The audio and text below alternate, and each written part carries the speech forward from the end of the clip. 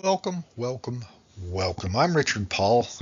Hey, I'm delighted you've joined me here uh, to check out some video that I wish to share with you from the meet and greet that was held at Big Mike's Barbecue in downtown Kuna last evening. So last evening was Wednesday, September 27th. Today's the 28th when I'm getting around to putting a little video together for you um, to share with you uh, the experience I had listening to each candidate. It was, like I say, Big Mike's hosted this thing. It was quite casual. It was open to the public. Folks could come and go as they pleased. And Big Mike gave the candidates each an opportunity to speak to the crowd, and they mic'd them up and just let them be themselves. And it was quite casual. I prefer that kind of format. Um, and folks were able to ask questions, and the candidates were able to, you know, to do their, stump speech, if you will. But it was quite casual where they could be relaxed and be themselves and speak from the heart, and people could ask questions that they were concerned about or bring up thoughts that they were having about the city of Kuna and its path forward. And so it was it was a cool gig. I was glad that I did attend. I want to warn you now, though, I did not go there with the intention of doing any recording.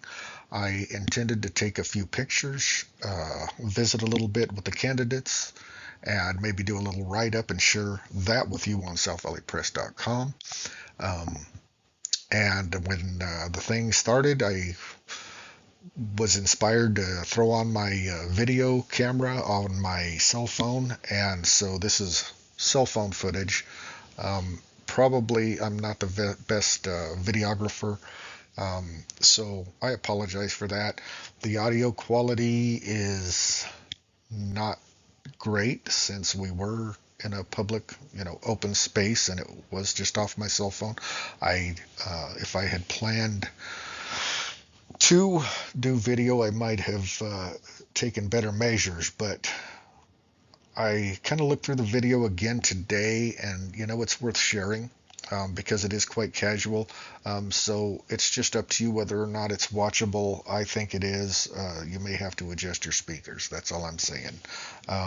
And you should be able to. I'll try to mark this video where you can go directly to each candidate, so you can listen to the ones you want to listen to, and hopefully you listen to all three. I think they all three have a message, and it's worth knowing that message before you go to vote. And by the way, we need you to get out and vote.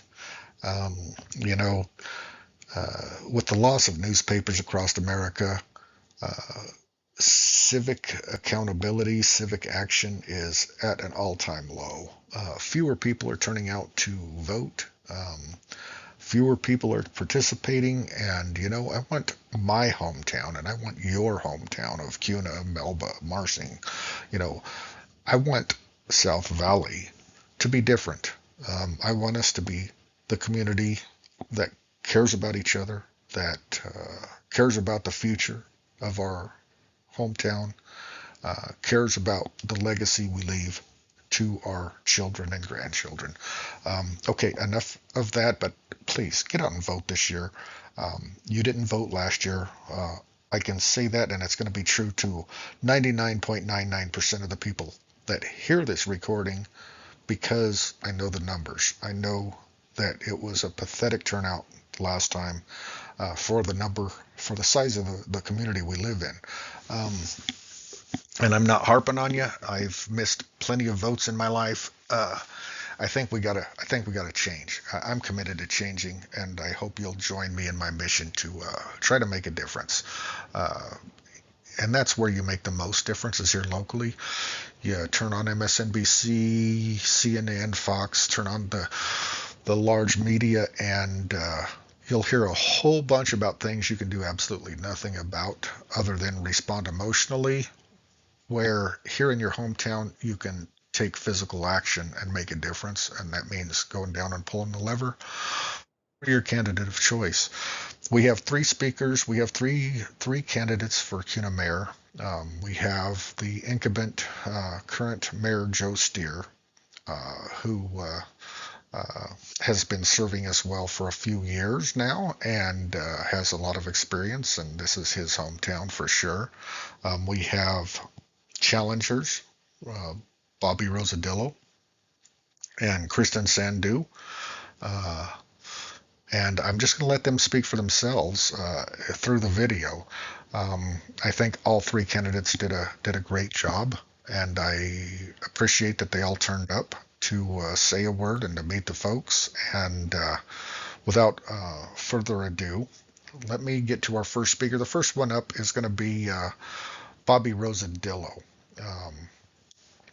We'll let the video play, and maybe we'll flash a little bit more information about Bobby on the screen as the video proceeds. But again, apologize, it's cell phone footage.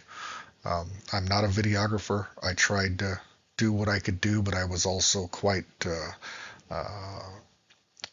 focused on what was being said and other things happening in the room. So again, not great video, but I think it's worth your time, or I wouldn't have put it together to share it with you here. So here's Bobby Rossadillo. My background is in management and leadership, and when you're the CEO of the city, what you do is you put the right people into the right positions and make sure that everybody's vision is in alignment and gets the right things achieved, gets everybody on board. So I can sit here and talk forever. I won't talk your guys' ears off. Are there any questions? Like, does anybody want to know a little bit about my background, or anything that any questions about any ideas or? Okay, yes, that's the loaded question, right. So I am not native from Idaho. My wife's family's from northern Idaho. That's why we moved here. I have been here for, I think, just over 6 years. We've owned and operated our business for about 5 years. I'm originally from Tucson, Arizona, so, no bad words. The reason I moved here was I got a job offer, working for medical device sales to manage Idaho and Montana. We moved back down to Arizona, and I was flying back and forth. Yeah, so I was transported back with, working every week, and then trying to figure out where we were going to live. Actually, one day after work, I was at St. Alphonsus there, drove down through Kuna, hit Main Street, and I called Jody up. I was like, this is it. That's it. We went by the high school, saw the dairy farm. I liked that there weren't any stoplights, and even to this day, I try not to go north of Columbia if I can help it. And my wife says, hey, do you want to? No. So 6 years, we've been very involved. My wife has also been involved with the Chamber of Commerce. We've donated and sponsored many teams, many different organizations. So been involved in about every way that you can with the community. So I have never ran for political office. I think the most political thing that I've done was Kuna Chamber of Commerce, and I got into that just to be involved in the community. After COVID, I saw how my wife was getting involved with the Chamber of Commerce, and I helped out indirectly, doing things like Kuna Days, the trunk or treat, and I wanted to be more involved. So I ended up leaving my job with Johnson & Johnson, to stay here more, and got involved, ended up getting onto the board of directors and since. So, never imagined being involved in politics. This isn't something that I'm looking for long term. Honestly, I'm a business owner, I'm just a citizen that I want to help everybody. You can ask anybody out in my neighborhood, anybody else that I've been involved with. If something needs to be done, I'm willing to help out however I can. Yes?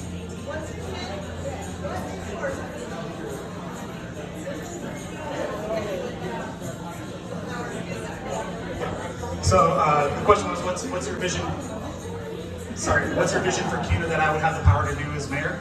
Yeah. So again, you have a lot of different committees and councils that are in charge of things, right? And it's not easy to make your decision go from the beginning of the line to the end of the line. So what I envision, what I'd like for Kuna is to maintain the culture that we have, the stuff that keeps Joe here, the small town feel, the farms, the agriculture, the artwork, the western, the rodeo has done a great job of doing that, and it's like thank you to the city for starting that, getting that ball rolling. I know it was a little rocky, but I think we got to where it needed to be, and that's thanks to the city and thanks to Joe helping with that. But In my vision, I think it's getting the right people into the right places, creating that vision and getting everybody to buy in, right? Making sure that the planning and zoning, city council, everybody understands the vision that is guided by the community. That's one thing that I pride myself in, is sitting down and talking to people, taking that and making decisions there. So, does that answer your question?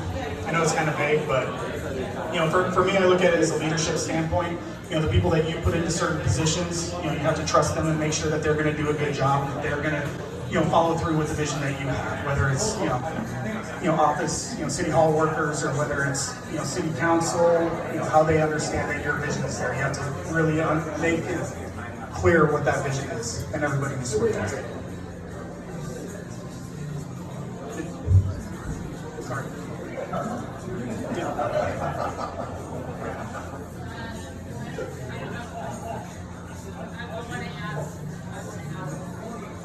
Okay.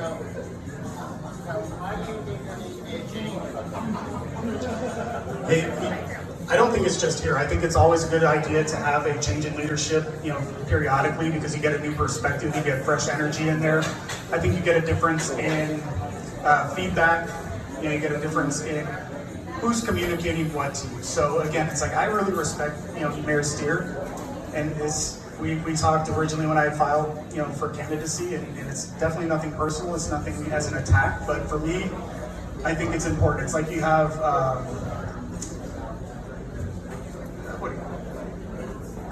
term limits. Sorry, you've got term limits, and it's there for a reason. Because if you end up, stuck with people in the same position, and I'm in a different spot in my career with raising a family, so I see situations a little bit differently than maybe Joe Stear does. Where your kids are grown. I know your son's a firefighter up in Meridian, and it's like, so he's got a different perspective. And to me, like, let's say that I'm elected, I don't want to end this relationship here. But Mayor Stear has developed valuable resources, valuable, relationships over the years, and he's got a lot of knowledge that I appreciate or can appreciate, and that's why I've been talking to a lot of people around the community. So, for me, it's just new perspective, new energy, new leadership styles. It's just beneficial to kind of change things up from time to time, regardless of whether it's Kuna, Boise, United States, Ecuador, wherever it may be.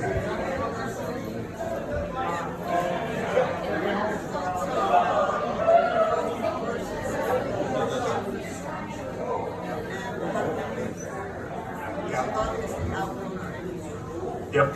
So the question was, balancing growth versus infrastructure, which I kind of expected to be the first question. That's a trickier one. I mean, that goes back to zoning. I think you really have to look at the future land use. You have to look at the comprehensive plan and see how that fits in with that. It's really hard because at this point the growth has outpaced the infrastructure, and I know that's something that Mayor Stear is working on. He's trying to finish up that sewer line so that the infrastructure can catch up. But we really have to, I think, refocus the residential growth and the medium to high density stuff, and focus on bringing in businesses to offset the property taxes. Sorry, it keeps cutting in and out. To offset that and kind of take the burden off the shoulders of the community members that are living here. So, I would start with zoning. For me, everything starts with the community, understanding what they want. Okay, a lot of people want buffers from agriculture and lower density housing. So how do we ensure that we do that and that everything's zoned appropriately, and then making sure that zoning and planning is sticking with that vision, and that city council is on board with it too, and that it's collaborative the entire way. So. Okay.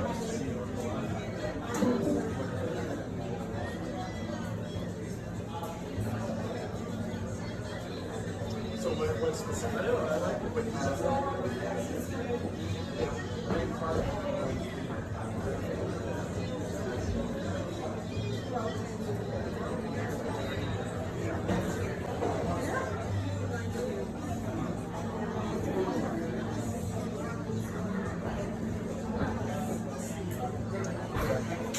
All right, so the question is meta, and what would I do differently with that, and how are we going to control the impact that it has on the community? And this is, I think, a question that I kind of struggled with. luckily I've had time to speak to different people that have been involved with it.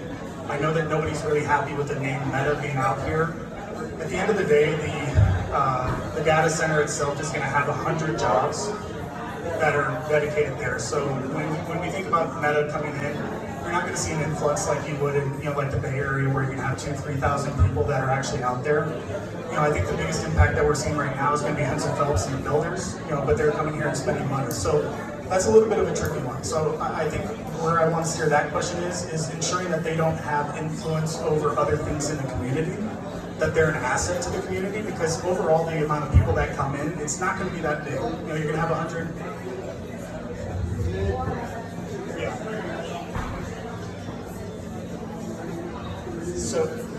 Yeah. From what I've been told is that there's supposed to be minimal impact on the city's infrastructure. That was part of the deal. And it's kind of changing with their plans. So that's something that it shouldn't be anything more than what they agreed to, right?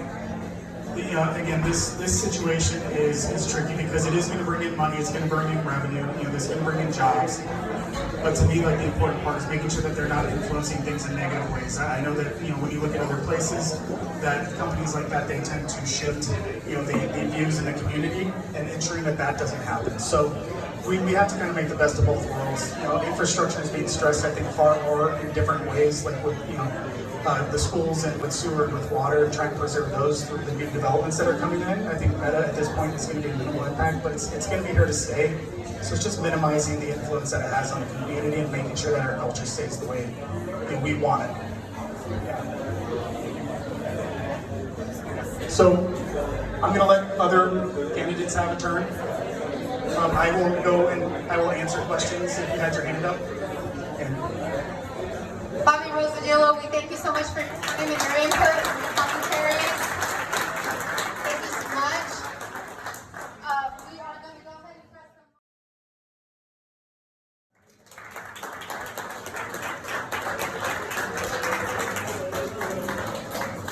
Thank you so much. Hi, good evening. It's a pleasure to be here, and I appreciate you all coming out tonight. The one, eat the mic, okay, eat the mic. Can I get some barbecue sauce from this?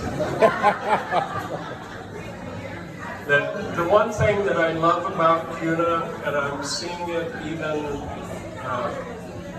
in this mayoral campaign, is that there's a lot of respect. Bobby has been respectful, Cristin's been respectful. We've all been able to get together and talk and work, talk things through. So if you're looking for people throwing mud at each other, you're probably coming to the wrong place. Yeah. I know it's disappointing. Just throw a little bit. Good. I appreciate that thought. Yeah. I grew up in Kuna, and the reason that I even got into this, I spent 35 years with the fire district, and that was my passion and my love. There were some things that were going on in the city that needed some people to step in. With that local improvement district, farmers were unable to sell their property. They're the ones that signed up for it, and it was time for those notes to come due, and the banks were going to take the farms. And the city was saying it's not our problem. Well, they used the money to build a wastewater treatment plant for the city, so it seemed to me it was the city's problem. So we came in and through Mayor Nelson's leadership, we were able to get that LID resolved. And we're still feeling the effects of that, because when they did that, a lot of property was annexed. And with the annexation, there was a lot of entitlements with those properties. So a lot of this development, although we could have a say on actually what was getting built there, the zoning and all of that, they were coming in, they were following the rules, so they were able to do what they wanted with that. We're getting caught up on that, most of those LID annexations are done. So there's still some houses being built on the rest of that, but as far as stuff coming to council, there's very little that you'll see anymore that has that behind it. Council just recently denied a large project out here at the end of the curve, and they're really empathetic to the fact that the school district is having problems and they need some help. I've worked for years trying to get legislators to get on board with helping the school districts have the ability to collect impact fees. They won't do it. There's no funding for it. It's been unsuccessful every year. So if you see your legislators who haven't been there, hear about that every chance you get. I think we're able to get a little bit more control over things now.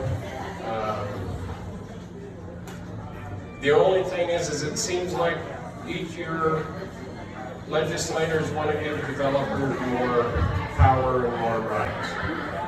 Last year a bill came forth that we have area of city impact boundaries between Kuna and Meridian, and all cities have them now, but legislators were trying to run a bill that made it to where developers could annex wherever they wanted to. And our area of city impact boundaries, we won't annex beyond ours into Meridian. Meridian won't do the same to us. So we've got that all settled. We've worked that out amongst all the cities. And now legislators want to come in and throw that all the way, and then developers can do more. So we don't need developers to have more rights. I mean, I'm good with people making money and doing what they do, and that's all good. But we need to be able to have more control over it. So I'm a little more comfortable in the fact that now we have a little bit more control. Developers still have quite a bit of rights, and there's still some entitlements out there, but I'm going to say my current council is doing a great job looking into all the issues and making sure everybody needs what they need. And development's not going to happen if there's no sewer lines coming. If it's going to be a huge deal to get sewer lines to those developments, then it's highly likely that's not going to happen for a while. They'd have to be able to do, developers are required to do that. They're not paying for any of that. Developers have to pay for that themselves. So, I don't know what the future is, but and Bobby's right. We need to go through our future land use map. We've been talking through that already. We're probably still 2 years away from doing a comprehensive plan review. I'd like to move that up another year so that we can take a closer look at that too also. So, anyway, does anybody have any questions? Yeah. So you mentioned the schools and legislators, not being, whatever, but is there a plan for funding schools since there's not a mandatory impact fee? Well, yeah, inability to serve is one reason for council to be able to deny projects. I think it's become clear that the schools have an inability to serve. I think they've reached that threshold that now we can legally say they can't serve. So developers are going to have to step up and help the school district if they want to be able to do anything else moving forward.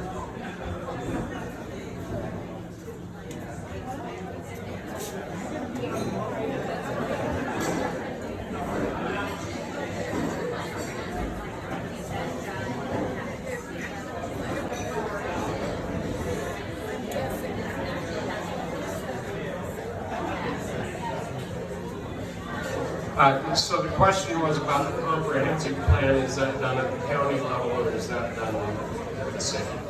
So what we do is we hire a consulting firm that works through that. The city does it. we do take input from all the other agencies, so the county, or the county highway district, the school district, and the public. But the good thing about the comprehensive plan is the community involvement. And we did that here a while back. We didn't get quite as much community involvement as I was hoping for, but hopefully we can bring that up again. Normally you do a comprehensive plan every 10 years. The last one was done about 8 years ago. Hopefully, I want to move that up a year and get it done. Hello? Hello? We have a question right here. Are you talking here? You want to sing karaoke?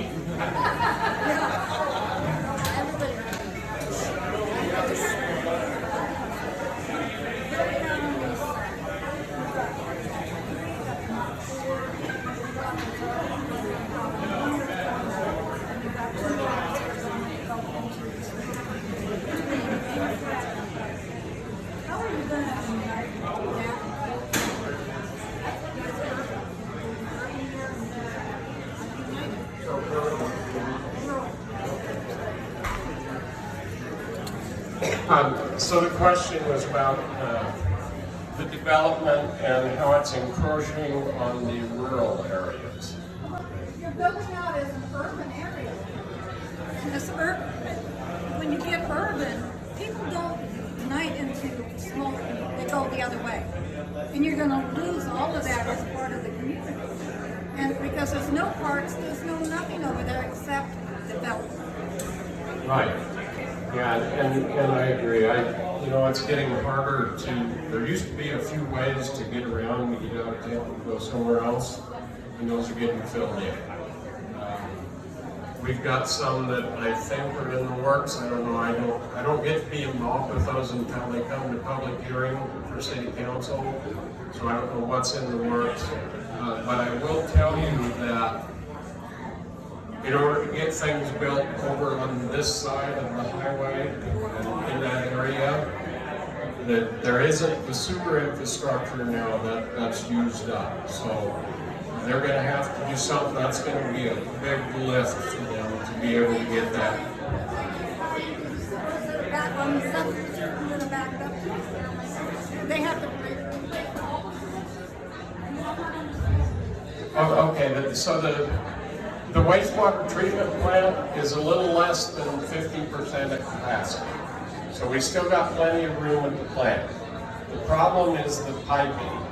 You got to get it from there to there. The pipes and the lift stations are just about at capacity. So they can't hook any more in there until they make new pipes in a different route, new lift stations to get it out to that plant.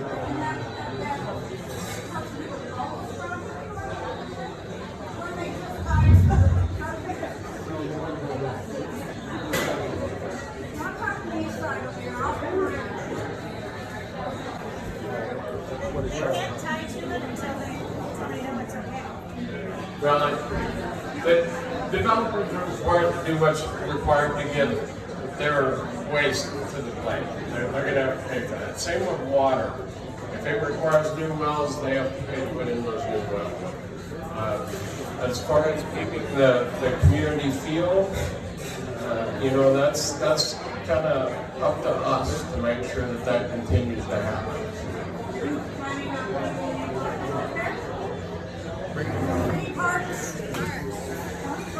Any city parks over there? Are you planning on any city parks over there?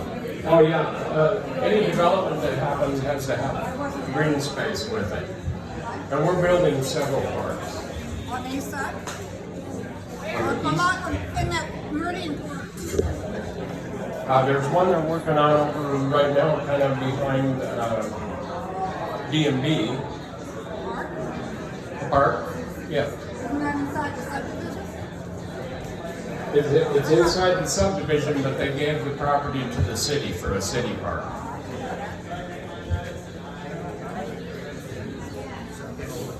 Hey, Nick Busby, on that note with the parks, I live in the subdivision of Mason Creek. there's some land I understand has been given to the city. It's green, but it's not fully developed yet. I just was curious about a timeline for that, and then that Mason Creek Street. Wondering if that's going to get continued on to Meridian Road at some point, that's parallel to Hubbard, to give us more sort of traffic there. So it's, I guess, for the park, is there a timeline for that particular park? Do you know the one I'm talking about? Yeah. Okay. Yeah, so our timeline on parks, we collect impact fees to help build parks. Right now we have Helen Zamtow's park that's on Short Line across the tracks over here. That's going to be an awesome development. We put that out for bids. Bids came in around $10 million. So that was a little beyond our reach.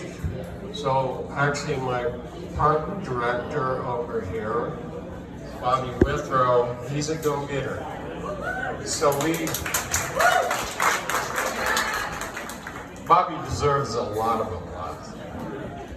One more question after this one. So we got together and started talking about, well, we need more ball fields. So we can do that ourselves. So we've got our parks people, our public works people, a lot of our own city employees are out there building that now. So we're spending the investment over there to get that done, to make more places for kids to have play. There's some other parks that we're going to get to them when we can, but it's funding. If we had enough funding, we'd get everything done.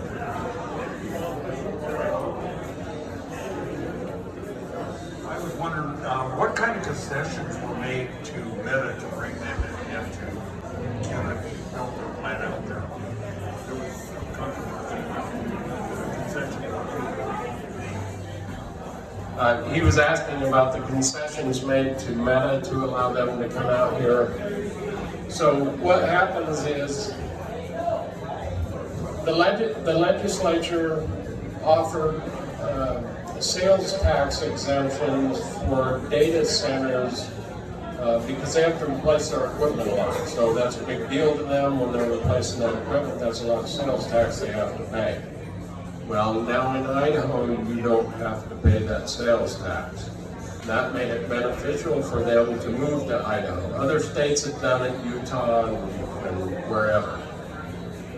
So we had annexed that as industrial area to try and help bring a balance to the residential commercial tax burden.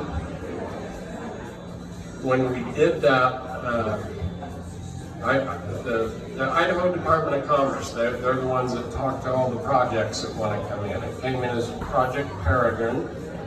Project Peregrine came in, they looked at the property, they made a deal with the owner of the property to buy it. It was already zoned for what they wanted, and so they were able to buy the property, and then they had the rights to build on the property. And so what we've been doing, they came to us and they said, what do we have to do to be able to locate here? And we said, well, there's no wastewater treatment. Water's available, you have to put in wells, but there's plenty of water, but you're going to have to provide wastewater treatment. So they're working with us because they know they didn't want to be in the wastewater treatment business. And we said, well, we won't run a wastewater treatment plant for one entity. So if you're going to build it and you want us to take it, you're going to have to build it expandable, and you're going to have to build it bigger than what you need. And that's what they're doing, so they're working on that now. Thank you, Mayor Joe Stear. Thank you for your time.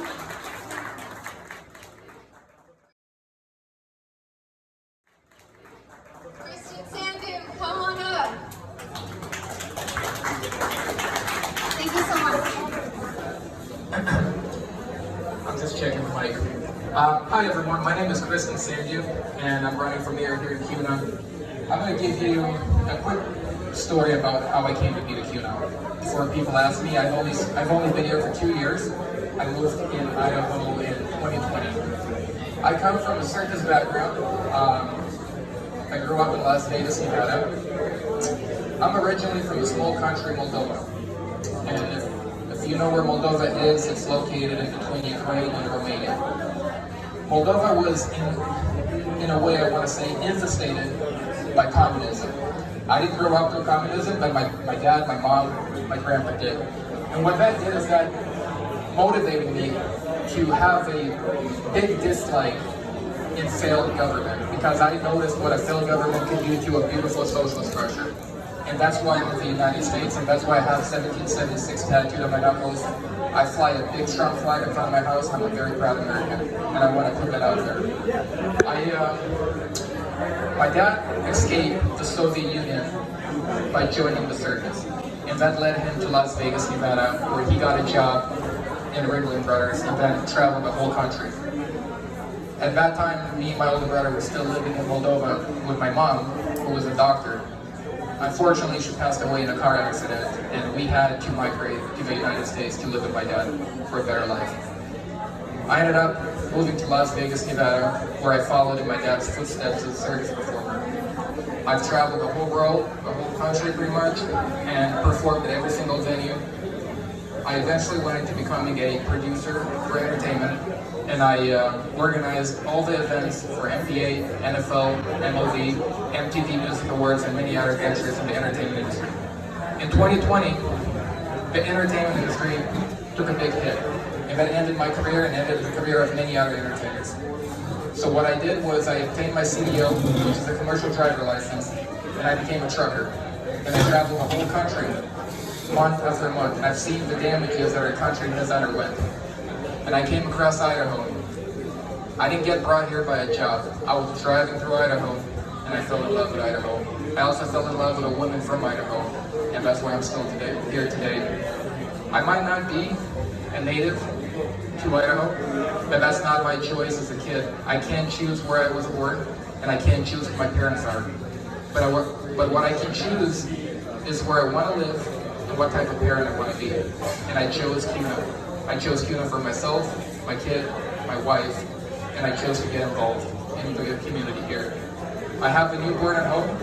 She was born technically in Kuna as a resident of Kuna. She's 1 month old, and the fact that I have a native daughter from Kuna, I'm just as Kuna as well. So I want to put that out there.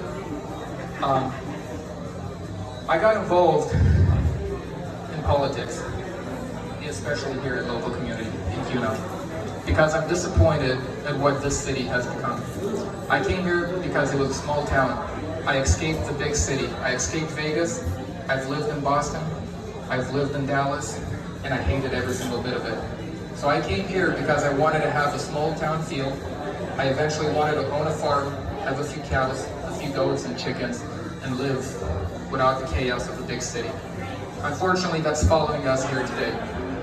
And many say that there's not a lot we can do about it, but I don't believe in that. I don't believe that we can't do anything about it. I don't believe that we're limited by the state and we're limited by laws. I think that if we speak enough, speak loud enough, I think we can change things.